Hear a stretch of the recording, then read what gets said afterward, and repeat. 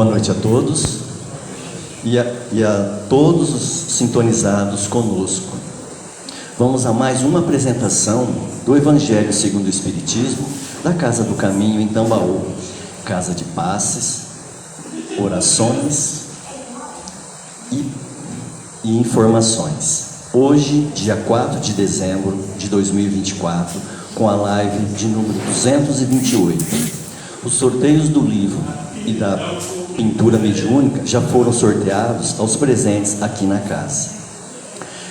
Na terça-feira ontem, dia 3 de dezembro, foi o Dia Internacional da Pessoa com Deficiência. Que tenhamos muito amor e respeito por todos os deficientes que convivem conosco em todo o nosso planeta Terra.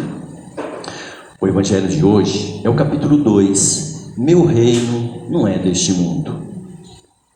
A vida futura. E a leitura de hoje vai ser o livro Mais Além do Meu Olhar, como eu fiz na semana passada, de Luiz Sérgio, de Irene Pacheco Machado.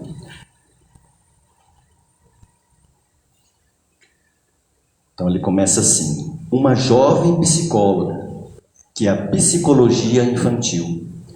Uma jovem psicóloga iniciou uma palestra sobre a educação da criança, isto é, o ser, desde o berço, ou melhor, o ventre. Com que carinho ela mostrava o desenvolvimento da criança, do jovem e do adolescente. Muitos pais, ou a maioria deles, não estão preparados para educar, porque também são doentes, também receberam educação errada. Muitos pais não gostam de dar uma palmada no seu filho, mas abusam do chicote verbal, usando palavras duras que a criança jamais esquecerá. Todos os pais devem tomar cuidado especial com as palavras usadas para qualificar os filhos. Existem pais que adoram chamar o filho de débil mental. Vindo dos pais, essa agressão surte um efeito dramático na criança ou no jovem, que começa a construir sua própria identidade.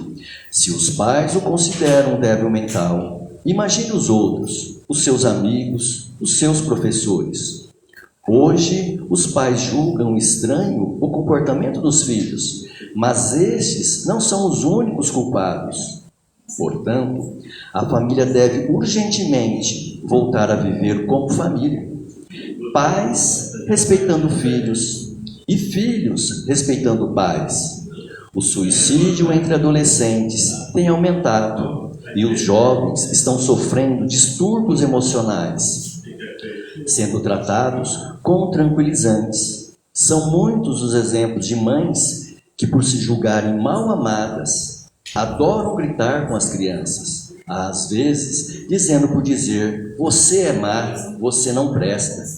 E se estão se separando dos maridos, há o desabafo infeliz: você é mau igualzinho ao seu pai. Muitas vezes, essas crianças tornam-se neuróticas, vindo a sofrer de depressão por efeito da baixa estima. Muitas crianças hoje quase não conversam com os pais. As mães não querem assumir a maternidade, pois vivem se embelezando e raras noites ficam em casa. Essas crianças sentem o abandono dos pais e vão ficando agressivas nos colégios, junto aos coleguinhas. São as crianças que mordem, batem e falam palavrões. Elas querem agredir o mundo, pois se julgam agredidas, por sentirem-se abandonadas. Os pais, principalmente os espíritas, não têm o direito de tratar os filhos com violência. Eles não devem se descontrolar diante dos filhos, porque vão provocar graves danos psicológicos. Hoje, culpa-se muito o adolescente, mas eles, as crianças, o adolescente e o jovem, estão sem orientação, principalmente sem ídolos, sem exemplos. Muitos pais estão distantes dos filhos, ignorando mesmo se eles existem. A busca de conforto está levando a família a uma falta de amor. Os ocupantes de um lar quase não se encontram e, quando isso ocorre, não sabem dialogar. E os jovens estão cada vez mais distantes dos mais velhos. Existe hoje uma separação. O jovem parece ter aversão aos mais idosos, como se estes não soubessem falar a sua língua. De quem é a culpa? Da família, que evita participar da vida dos filhos, ignora os seus amigos, os seus sonhos. Enfim, existem pais que levam os filhos à insegurança. E eles lá fora, na sociedade, fazem tudo para aparecer. São agressivos, duros e mal educados. Está na hora de se debater a relação entre pais e filhos, e os especialistas alertam para a violência verbal.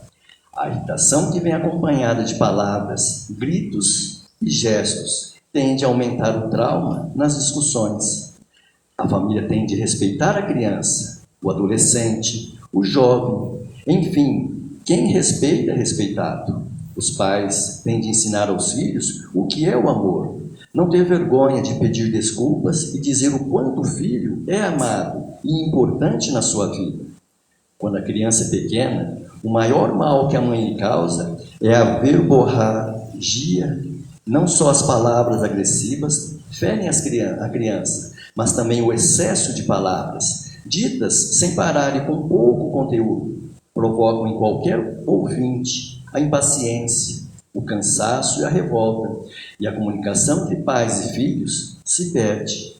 A mãe que fala ininterruptamente serve de deboche aos filhos, que riem dela. É para eles uma coitada. A mãe que a todo momento grita o nome do filho, este faz de conta que é surdo. Ele tem razão. Para que escutar o que nada de bom lhe traz? Por isso as mães têm de tomar cuidado para não ficar gritando: fulano, fulano, fulano, não faça isso. O certo é a mãe aproximar-se e dizer: filho, não faça isso, porque não está certo. Explicar por que ele não deve fazer aquilo. Porém, mãe que mia é tão agressiva como a que grita e fala palavrão. Educar um filho não é difícil, quando os pais têm educação e não são neuróticos. Pais e avós não podem viver culpando os companheiros dos seus filhos como responsáveis pelo que lhe acontece de errado. De quem é a culpa, então? Perguntamos. Dos pais que não estão atentos às informações erradas que seus filhos vêm recebendo da mídia. As imagens claras de sexo chegam às crianças, aos adolescentes, jovens e adultos, nas capas dos principais semanários, revistas, outdoor, nas ruas, nas propagandas de TV. A publicidade hoje traduz a época atual, ou melhor, as transgressões atuais. Não somente as telenovelas passam ao público o adultério como um fato comum, onde casais não têm vínculo moral um com o outro, como as revistas de homens e mulheres sem roupas fazem apologia às perversões, tendo o sexo como tema principal da vida. O que quer a publicidade? Vender seu produto ao público ou chocar a sociedade? Achamos que o que vê na mídia é uma realidade cruel de falta de valores morais do homem. Será que a sociedade de hoje está aceitando costumes que ontem considerava obscenos, perversos? Será que ninguém para um pouco e pensa em analisar a poluição visual que vem ocorrendo, quando os valores morais da família estão sendo abafados, oprimidos pelos excessos de uma propaganda descontrolada do sexo, como se esse fizesse parte da vida do homem 24 horas por dia? Sabemos que isso não é verdade. O homem luta, estuda, trabalha, portanto, tem muito mais deveres a cumprir do que se perder no mundo irreal do sexo atual. Crianças, adolescentes e jovens, e mesmo os adultos, estão sendo iludidos por uma propaganda enganosa. Sabemos que existem aqueles que estão resistindo a essa poluição visual, aqueles que ainda possuem família, que estão preocupados com a imagem que criam. Esses sabem que a sociedade violenta de hoje tem por causa a liberdade excessiva dada aos filhos, porque surgiu uma teoria de que, para não se tornarem neuróticos, seus pais tinham de deixar as crianças destruírem seus lares, criá-las sem limite. E é isso que estamos colhendo hoje. Se ontem as crianças quebravam os brinquedos, os adornos nos lares, brigavam entre si, enfim, tornavam os lares No inferno, com o passar dos anos, a violência saiu dos lares e chegou à escola e à sociedade. Hoje, mulheres, em pose social, fazem propaganda de refrigerante, de caramelos, só falta fazer de mamadeiras. Mesmo sabendo que não é ético, as agências de publicidade acham que sexo vende. Acreditamos que o homem logo estará saturado de todo esse lixo que hoje polui a mente de todos. Até quando isso irá acontecer? E as autoridades competentes, o que fazem para defender a família? Porém, quem deve hoje defender o seu lar é a família, dando aos filhos explicações seguras do que é certo e do que é errado. Existem algo certo e algo errado? O que pode ser considerado errado para um é certíssimo, para o outro, não. O melhor é analisarmos se todos aqueles que dizem liberados, que acham tudo amoral, correto, são felizes. Temos a certeza de que não. Então, esse aqui vem nos falar sobre educação sobre os filhos, sobre a família, a relação, que hoje está tão difícil. Hoje, às vezes, para a gente conversar com os filhos, não são todas as casas, você tem que conversar com o celular. Então, é difícil. Então, aqui está chamando um pouco a atenção para que a gente possa ter o cuidado de saber educá-los, para que a gente possa ter no futuro um filho que a gente soube educar, soube amar. Boa noite a todos. Fiquem com Deus.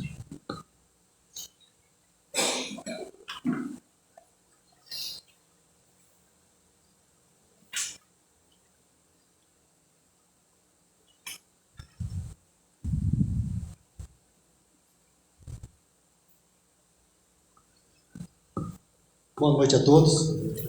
Esse tema é primordial em nossas vidas. E à medida que você estava lendo, eu me lembrei da nossa palestra no Movimento Espírita, lá no Laboratório Bendito. Vale a pena assistir. Não porque fui eu. Absolutamente não é essa a intenção.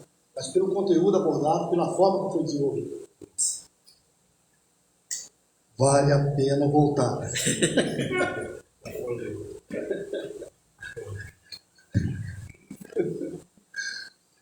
Vale a pena assistir, gente. Bom, nós, continuando a nossa leitura sequencial, nossa reflexão sequencial do Evangelho, nós vimos a introdução, nós vimos notas históricas, nós vimos o capítulo 1, não vim destruir a lei, e hoje nós começaremos do capítulo 2, meu reino não é deste mundo.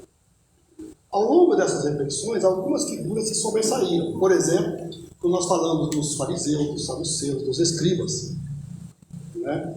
Não pela figura histórica que representavam, mas pelo que de fariseu, de escriba e saduceu, cada um de nós ainda tem. Nós procuramos trazer aquelas figuras, aquela que Jesus utilizou para a nossa realidade. Em que medida que nós ainda continuamos com a nossa preocupação voltada para a exterioridade, para rituais. Em que medida que nós ainda nos distanciamos da verdadeira transformação moral que é a proposta do Cristo. Lembramos que Jesus se dirige ao ser espiritual que somos. E sem essa chave, nós jamais vamos conseguir compreender os ensinamentos de Jesus. Não vim destruir a lei.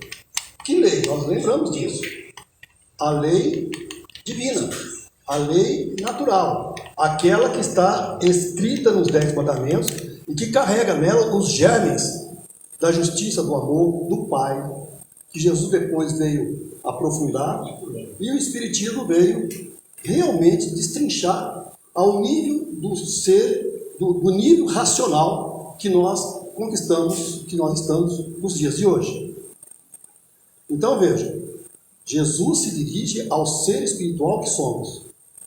Ele não veio destruir a lei divina. E meu reino não é deste mundo.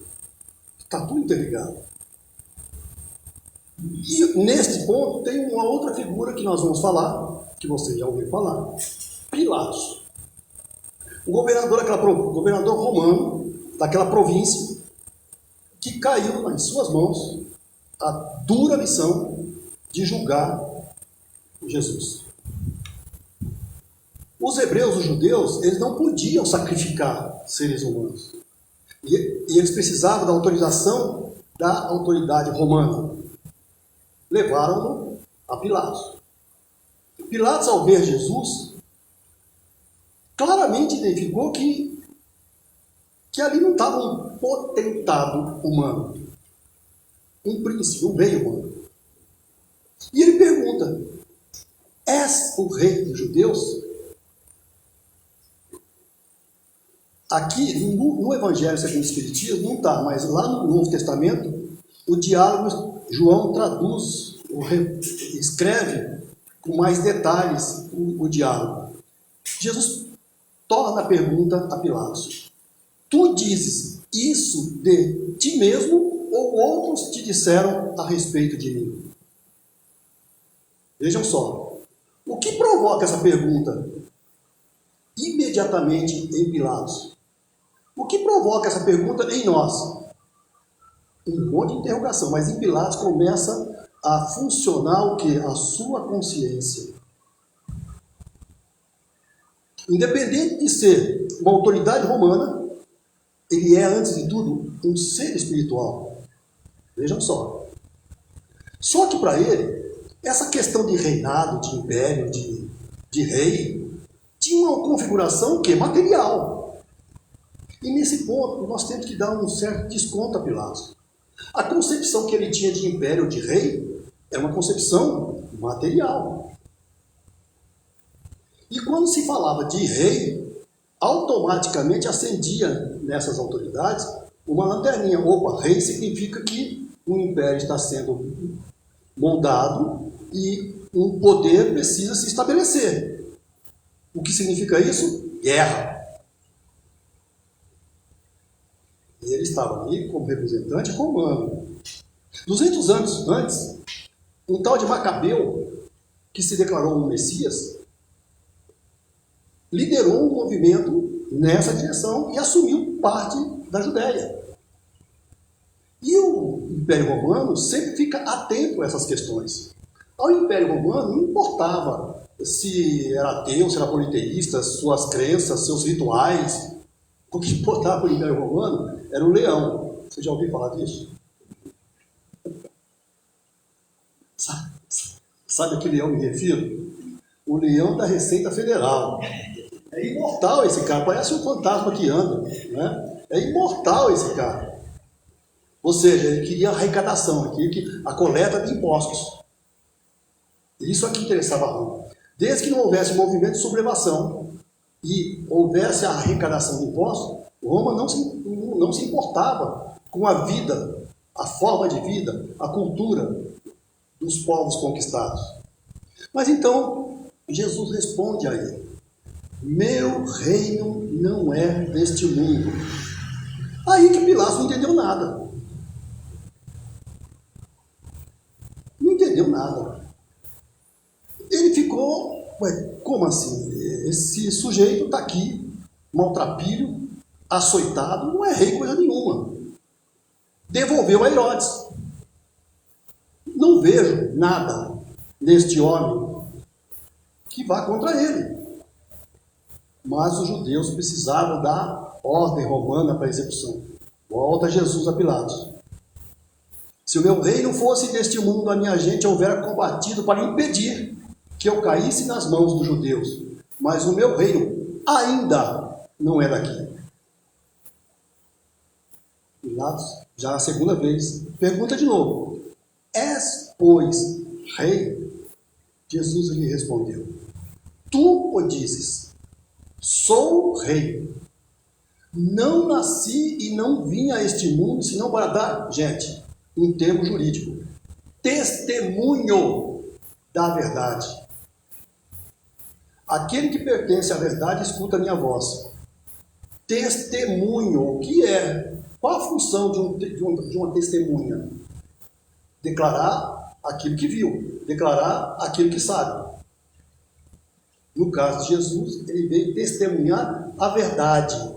E Pilatos, puxa vida, complicou tudo. O que é a verdade? Resposta de Jesus: o silêncio. Ele, Pilatos, não compreenderia. Não compreenderia. Então, de novo, importa que nós retomemos alguns conceitos e esta visão de que a mensagem do Cristo é direcionada ao ser espiritual que somos. Que todo o trabalho dele é mostrar para nós que, nas palavras de Teilhard de Chardin, mais uma vez, que não somos seres humanos em uma jornada espiritual. Lembra-se? Somos seres espirituais em uma jornada humana. E quando nós começamos a refletir sobre esse significado do nosso Mestre Jesus, a nossa percepção do nosso existir muda. Começa a mudar. Tipo assim, nós começamos a perceber a grandeza espiritual que está ao nosso redor. Tiramos o véu que impede que nós vejamos na matéria a espiritualidade ali presente. Tiramos o véu que impede que nós vejamos nas pessoas, os seres espirituais, filhos de Deus, aprendizes da vida que somos, irmãos nossos de jornada. Às vezes, nós desprezamos pessoas humildes, simples, que passam ao nosso redor, sem ter noção, muitas vezes, da grandeza espiritual que representa uma criatura dessa. Porque somos mais do que estamos. Eu não sou Luiz, eu estou Luiz. Eu sou um espírito, filho de Deus, imortal, aprendiz da vida, que já passei por incontáveis reencarnações, desde o reino mineral, vegetal, animal, hominal. Eu e mais todo mundo aqui, encarnados e desencarnados, em Tambaú, São Paulo, no Brasil, na América, no mundo, nos mundos. Muitas são as moradas da casa do Pai, é um outro capítulo que nós vamos ver. Então, essa concepção que começa a dar significado ao nosso existir. Quando Jesus fala que meu reino não é deste mundo, e ele fala depois, quando eu não vim dar testemunho da verdade, aquele que pertence à verdade escuta a minha voz. Aquele que pertence à verdade escuta a minha voz. Nós pertencemos à verdade? Ou ainda estamos mergulhados na ilusão dos sentidos da matéria?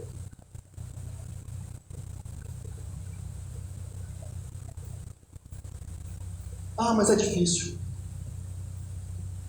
É difícil fazer isso. É difícil eu me encarar como ser espiritual. É difícil eu enfrentar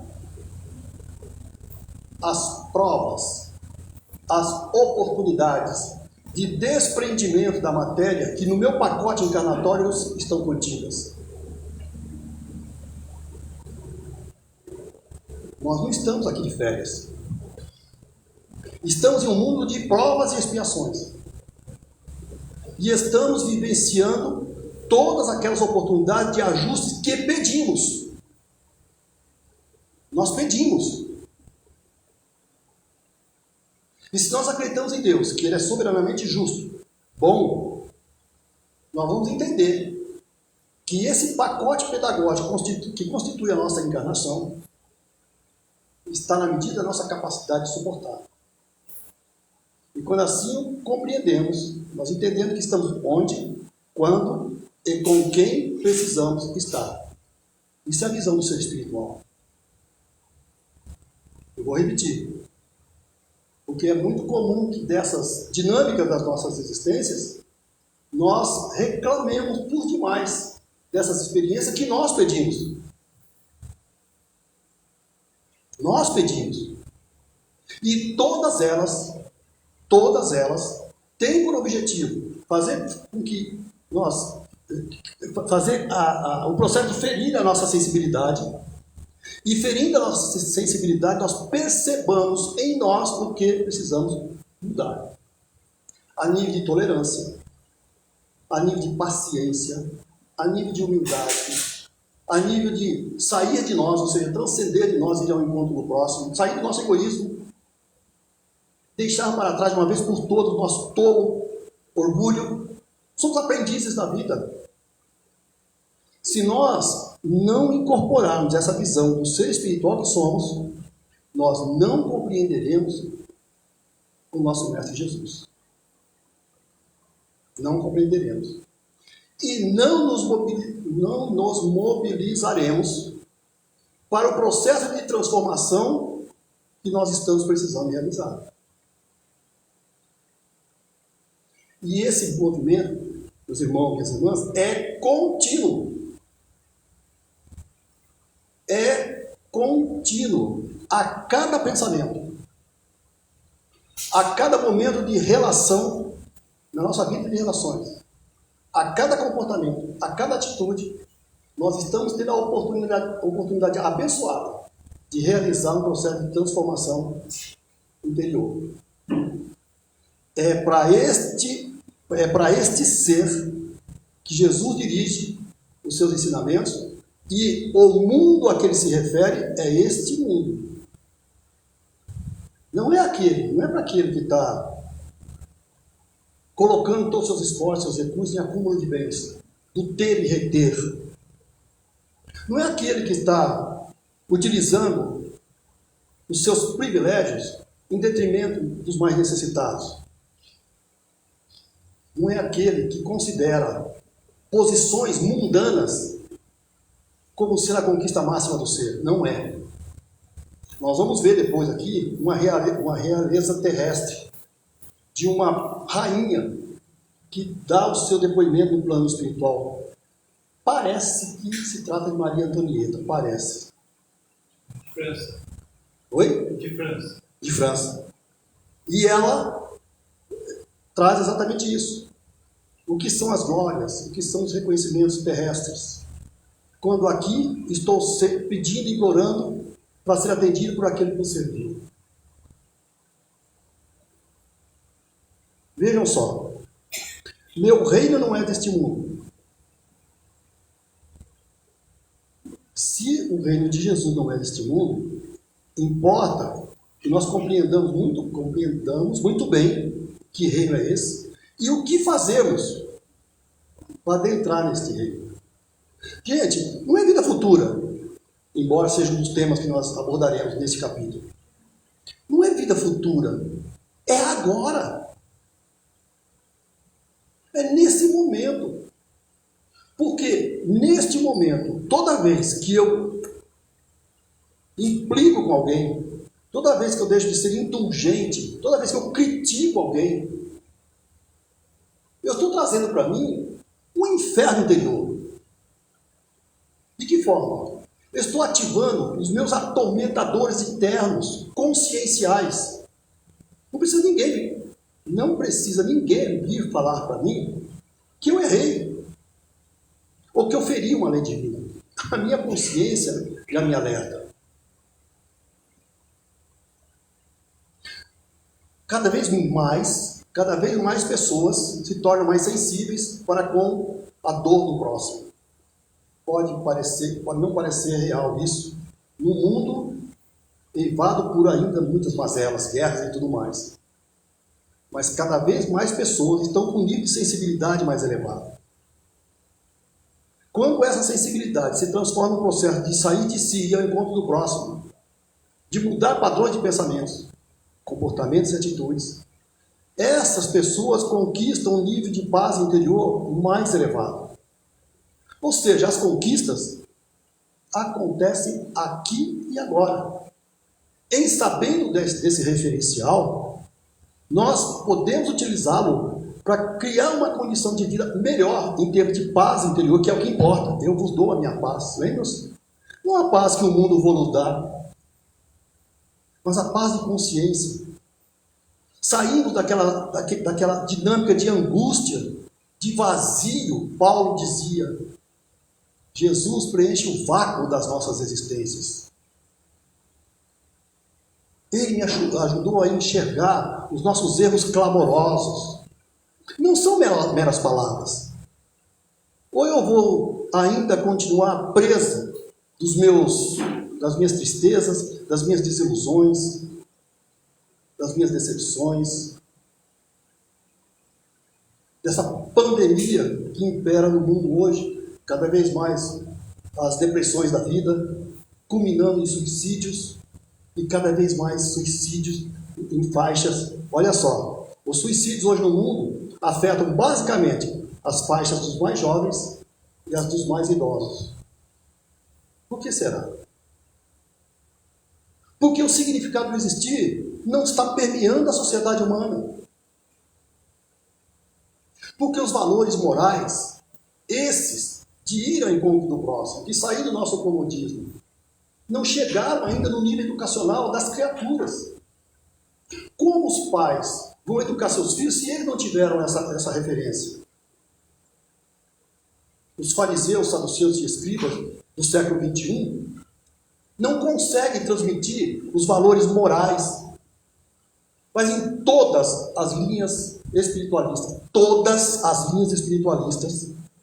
ficam muitas vezes presas a rituais, a símbolos, a cargos. Eu disse todas. Os espíritas não fogem disso. Talvez em menor escala, mas não fogem disso. E é um risco que nós temos que estar atentos, para não trazer para o espiritismo as nossas veleidades e erros que possamos estar trazendo de linhas espiritualistas anteriores, das quais nós participamos. Nós estamos aqui na primeira, segunda encarnação como espíritas. Carregamos ainda muito dos nossos rituais, dos nossos símbolos, das nossas autoridades, das nossas hierarquias, quando a moral espírita é da autonomia, da liberdade e da responsabilidade. Quando sabemos exercer essa moral de autonomia, ou seja, não precisamos que alguém venha nos dizer o que precisamos fazer. Temos a liberdade e sabendo da responsabilidade na conquista dos valores morais, nós estamos a caminho do reino do nosso Mestre Jesus. Ah, mas é difícil de novo. Eu gostaria de ter a minha mediunidade já aflorada, a mediunidade do Chico Xavier. Está disposto a pagar o preço? Estão dispostos a pagar o preço? Um amigo, um confrade nosso, citou esse exemplo, citou do Divaldo. Eu gostaria de proferir palestra no mundo inteiro, viajar. Está disposto a pagar o preço? Estamos dispostos a pagar o preço pela nossa transformação? Todo trabalho nobre, no nosso atual estágio evolutivo, encontra resistências, encontra armadilhas, encontra críticas, encontra tentações de tudo quanto é obstáculos que nós possamos imaginar, de encarnados e desencarnados. Mas se temos a consciência clara de que este é o caminho, nós vamos pagar o preço. E é um preço abençoado. E isso nós temos que refletir. Não podemos lançar mão das nossas muletas egóicas e cômodas de permanecer no estágio que estamos. Todo o processo de transformação gera conflito interior e exterior. É o bom combate a que se referia Paulo. Todo o processo de transformação gera conflito interior e exterior. O interior é o bom combate, permanente, e o exterior porque nós vivemos uma vida de relações. E nesta vida de relações, algumas pessoas entendem o nosso movimento, auxiliam, nos acompanham e seguem. Outras pessoas não compreendem. Acham que nós estamos ficando esquisitos, aquele cara está esquisito, já não vai mais para as festas, a depender das festas, já não vai mais para o churrasco, para de comer carne, já não está mais no sextou, já não vai mais nos... Enfim. Está esquisito aquele cara. E vão isolando-o. Só que, ao mesmo tempo, sintonia e afinidade. Tem um mundo de gente que está deixando isso para trás também. Tem um mundo de gente que já não se satisfaz, não se sente bem criticando por criticar as pessoas. Tem um mundo de gente que está se mobilizando para unir esforços no atendimento às necessidades dos mais necessitados. Então, as antigas amizades que não o acompanham são substituídas por novas amizades, de encarnados e desencarnados. Vejam, lembrem-se que esta luta tremenda que estamos travando é nas duas dimensões. Ok? É nas duas dimensões. Então, sempre que nós estudarmos o Evangelho, sempre que nós nos referimos ao nosso Mestre Jesus, importa que nós tragamos para nós, na medida da nossa capacidade, a dimensão desse ser. Eu disse agora há pouco que eu não sou Luiz, eu estou Luiz. Eu disse que agora há pouco eu trago comigo a herança das minhas vidas passadas. Gente, há 4,7 bilhões de anos atrás, o Cristo já era um ser de luz. O Cristo que reencarnou, que encarnou conosco como Jesus, que é o governador do nosso planeta, foi ele que organizou as forças telúricas da composição do nosso mundo. Foi ele que, junto com a sua legião, que ditou as regras, as diretrizes para que a vida surgisse, para que aquelas forças todas fossem gradualmente se organizando e constituindo a base para que a vida surgisse. Desde as células simples, procariota, depois a célula eucariota, já foi um salto imenso. O surgimento do reino vegetal, do reino animal, onde funções foram sendo adquiridas até a conquista da consciência no estágio nominal. Pilatos não fazia ideia com quem estava falando. Não fazia ideia. Ele pensava que fosse um ser que se dizia ou diriam que era rei, um rei humano, terrestre. Mas Jesus sabia quem era Pilatos. E num movimento de profundo respeito às instituições humanas, se submeteu. Vejam só. A altura moral desse ser. Ele poderia. Se meu reino fosse desse mundo, os meus estariam combatendo. Ele poderia ter feito isso. Mas não. É um reino que até hoje nós temos dificuldade para compreender. É um reino que nos tira das mazelas do nosso primitivismo. É um reino no qual, para chegarmos lá, nós liberamos a nossa luz, a luz que somos, a nossa capacidade de amar, que constitui a nossa essência como filhos de Deus. É esse reino que Jesus veio anunciar para o ser espiritual, filhos de Deus, seres imortais, aprendizes da vida. Que Jesus os abençoe a todos. Muita paz.